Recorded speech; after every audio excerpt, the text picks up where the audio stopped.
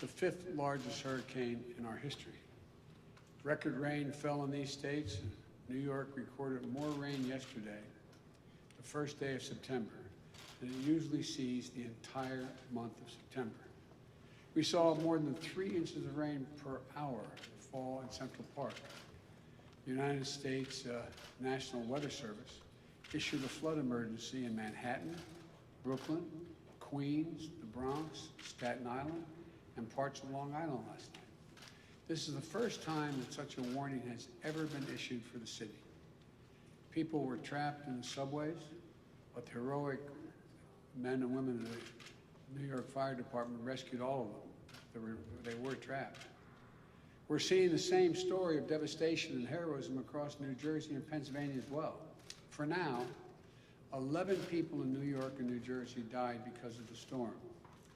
And I want to express my heartfelt thanks to all the first responders and everyone who's been working through the night and well into the morning to save lives and get power back. There's a lot of damage, and I made clear to the governors that my team at the Federal Emergency Management Agency, FEMA, is on the ground and ready to provide all the assistance that's needed. In fact, our FEMA Director Administrator, Deanna Griswold, was the Chief Federal Response Officer after Superstorm Sandy in 2012. She knows what to do. And last night, at the request of California Governor Newsom, I approved an emergency declaration for California for the Calder fire, which is burning aggressively toward Lake Tahoe Basin and into Nevada. It's also one of the few fires that has ever burned from one side of Sierra Nevada's mountain range to the other. So far, it's burned more than 200,000 acres. Tens of thousands of people have had to evacuate their homes. The fire is threatening close to 35,000 structures, and more than 4,400 firefighters from the state and my federal team are working to contain and suppress this raging wildfire. The Department of Defense has trained and is deploying additional firefighters to support our ongoing firefighting efforts in California. This disaster declaration will help with evacuation, including sheltering and feeding for those who have been displaced. I want you to know, I've seen these firefighters up close. Their courage is astounding. And they're some of the bravest people I've ever known. And I've known a lot of them.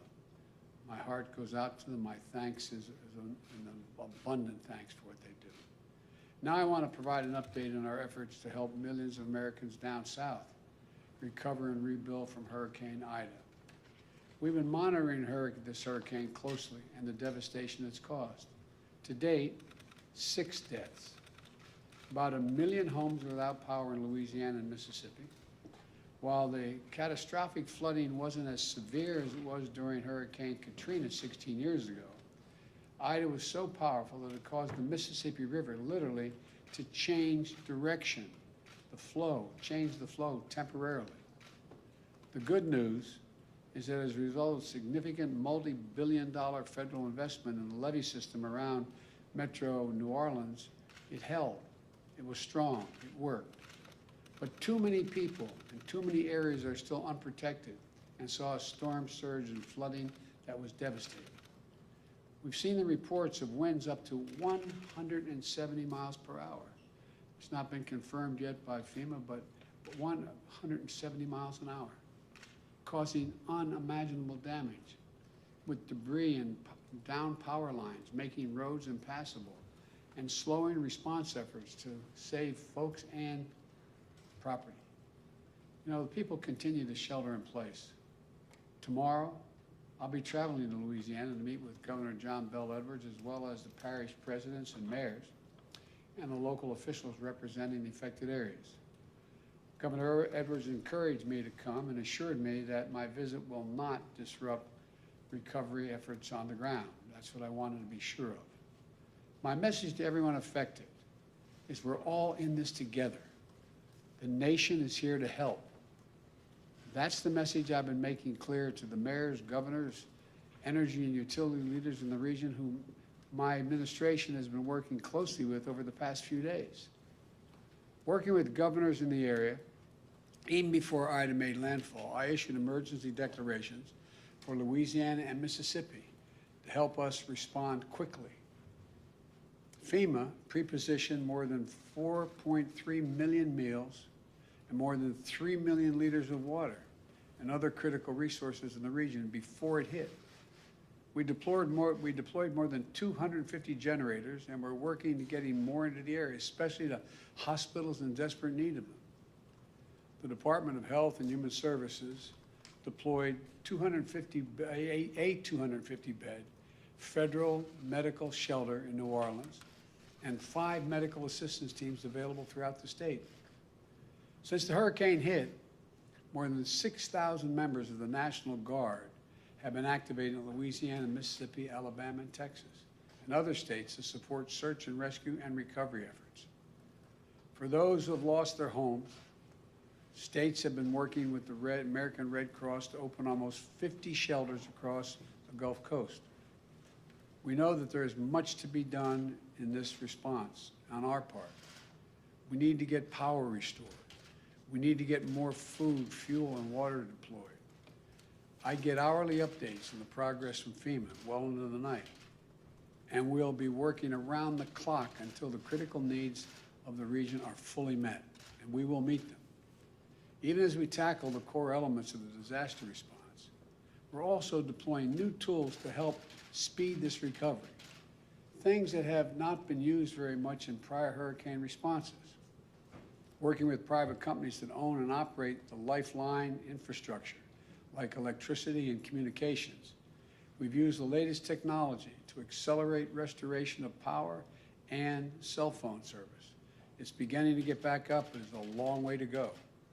For example, to minimize the amount of time it will take to get the power back to everyone, I've directed the Federal Aviation Commission, the FAA, to authorize the use of surveillance drones to assess Ida's damage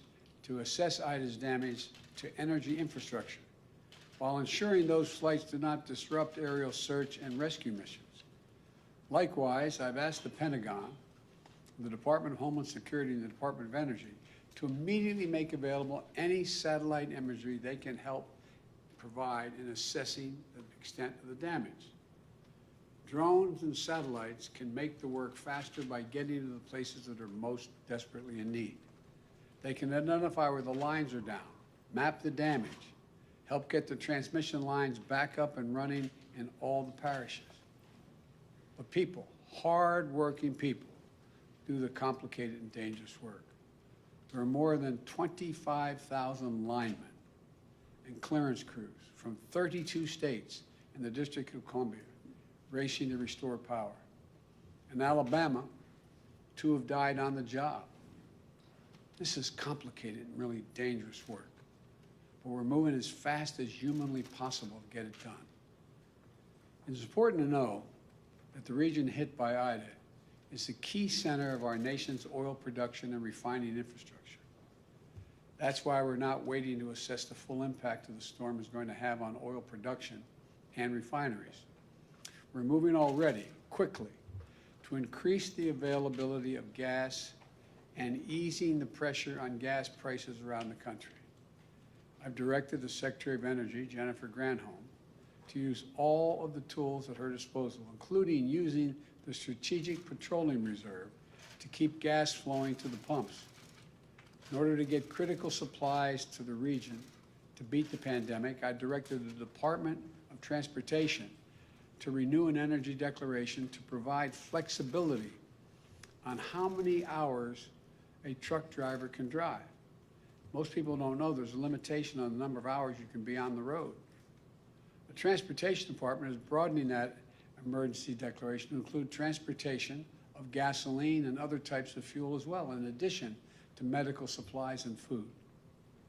In addition, the Environmental Protection Agency has approved emergency waivers for Louisiana and Mississippi that will expand the supply of gasoline that can be sold in those states and increase availability at such a critical time. These actions should help reduce the risk of gas shortages and price increases as a result of the hurricane. We also know a lot of people lost cell phone service because their particular carrier's tower went down or got damaged. A few days ago, I asked the Federal Communications Commission, the FCC, and my White House team to work with the cell phone companies to allow customers to use roaming services. So that means that folks in the area should be able to get a signal no matter what carrier they're in. If their one carrier's down, they can roam and use another carrier they're not part of, they're not signed up with. Just think of the sons and the daughters, and the moms and dads, the loved ones trying to reach each other, and the feeling of fear, maybe something happened, and it's just because they can't, the cell phone's not working. Think of the millions of people reaching out for help. This is important and it's critical. Now, a lot of private companies and public entities are doing their part. Today, I'm calling on insurance companies not to evade their responsibility to keep the priorities they made to their customers and the promises they made, and help some folks who are hurting. Here's the deal. FEMA is providing critical need assistance, for example, to help with a hotel bill you racked up because you couldn't stay in your home during the hurricane. The Department of Housing and Urban Affairs, HUD, is also offering assistance to families in impacted areas. But right now, we're hearing reports that some insurance companies may deny coverage for additional living assistance expenses unless the homeowner was under a mandatory evacuation order. So people pay their insurance premiums. They're supposed to get payments from their insurance companies for relocation costs. But insurance companies, in the face of the strongest storm since 1850, say, no, we're not going to pay you what we owe you. Because the fact is, parishes in Louisiana, like New Orleans and St. John's, issued a voluntary evacuation order at first and may not have even had enough time to make a mandatory one as the storm moved in so fast. Other parishes, a voluntary evacuation order suggested that residents could try to protect themselves by sheltering in place against the ferocious winds. We can all understand why folks felt safest leaving their homes and going elsewhere, out of the path of the devastating storm. No one fled this killer storm because they were looking for a vacation or a road trip, or able to stay in a hotel.